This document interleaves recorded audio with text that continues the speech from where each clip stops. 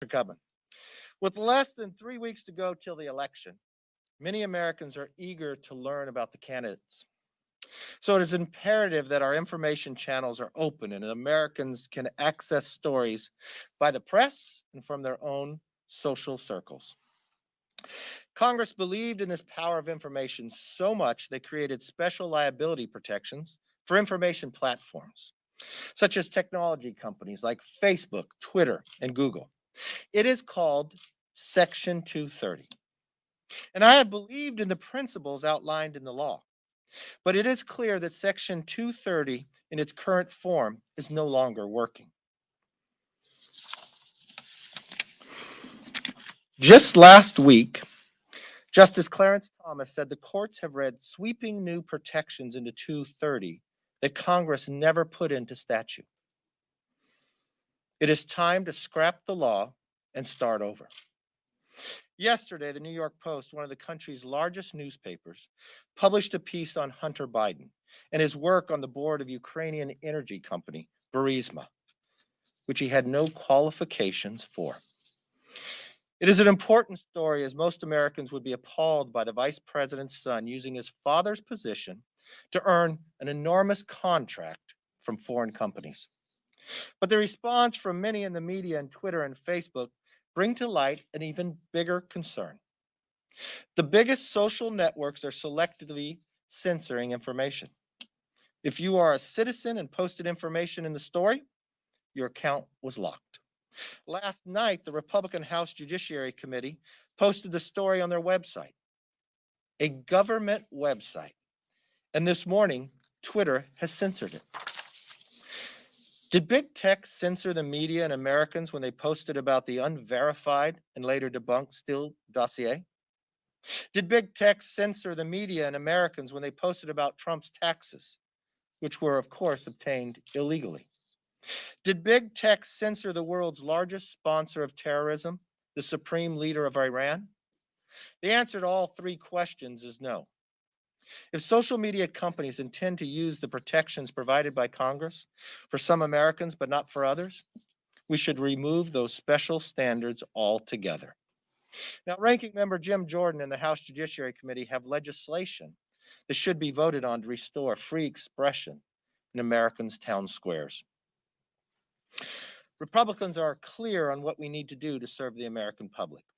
Republicans are part of our commitment to America, have been clear how we would restore our way of life, rebuild the economy, and renew the American dream.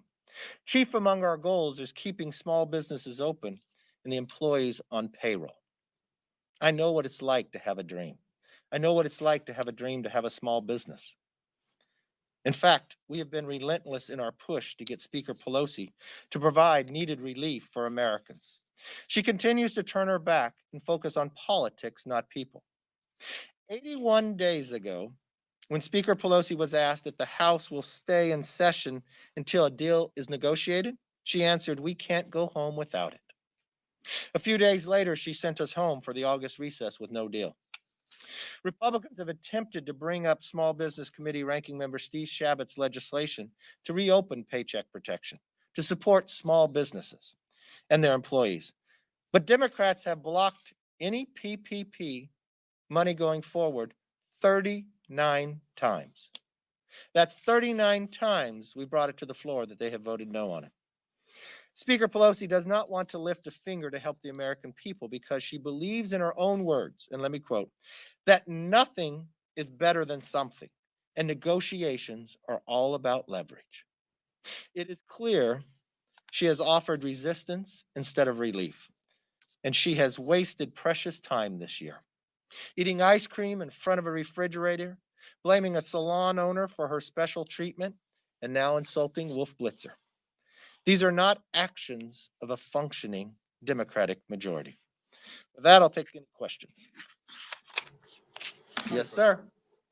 The president keeps talking about that he would like to see Congress go big or go home on a COVID relief bill. I think the administration's offer is somewhere around 1.8 trillion right now. He's talked about going even higher than that.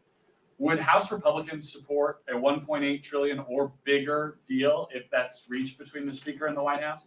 You know, what's most interesting here is the president, 1.8 is a very big deal. A large, that's a big deal. But unfortunately, Nancy Pelosi still makes us go home instead of getting something done. I think the American people would want anything to have to go forward. Republicans have time and again pushed forward ideas forward. Unfortunately, the speaker controls the House. So the answer to your question, it doesn't matter what our answer would be because the speaker has denied anything for moving. Even her own. Encourage your members to vote for a $1.8 trillion or. You know, I'd always read a bill before I encourage anybody to vote for anything. But what's interesting to me is her own members, the Democrats, have asked her to take this deal. She is the only hurdle, the only roadblock to us even being able to vote on something. We have a discharge petition that would remove PPP money that's sitting there, $137 billion. She has forced her members not to sign. There is one stumbling block to any deal getting through. It doesn't matter the size. The Speaker of the House is the only one that's denying it.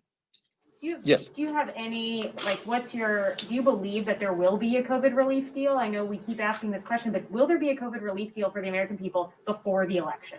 As long as Speaker Pelosi's involved, I think the answer is easily no. You've watched her every single time we've tried to have COVID relief. She's always held the process up.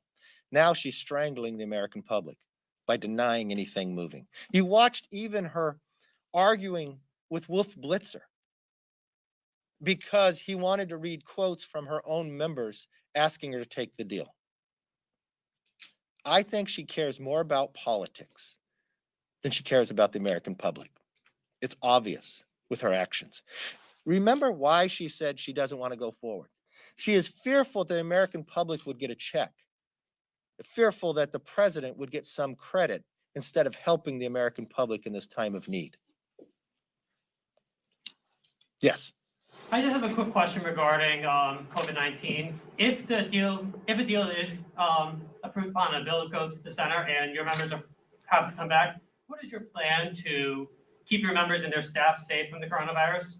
Well, that's a great question. You'll know about 4 or 5 months ago, I put a report out along with Rodney Davis and Tom Cole on how we could keep the House safe. One of the elements was testing. Unfortunately, Speaker Pelosi has denied that. The protections on which committees we'd bring back, the size of staff in which we'd bring back. Unfortunately, Speaker Pelosi has denied all the abilities where we worked with a lot of the medical community to come with a plan to keep the House safe. One of those would be testing. Thank you so very much. Have a good day.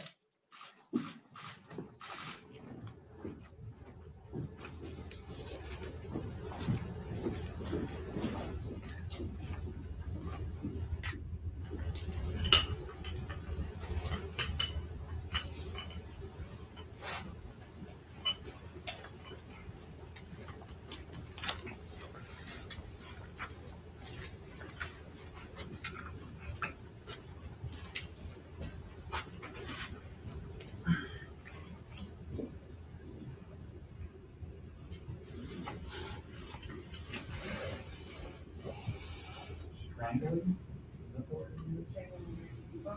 Yeah. I complain, I ordered it. You ordered it? Would you be willing to accept the order? Now she's strangling the American public, denying it.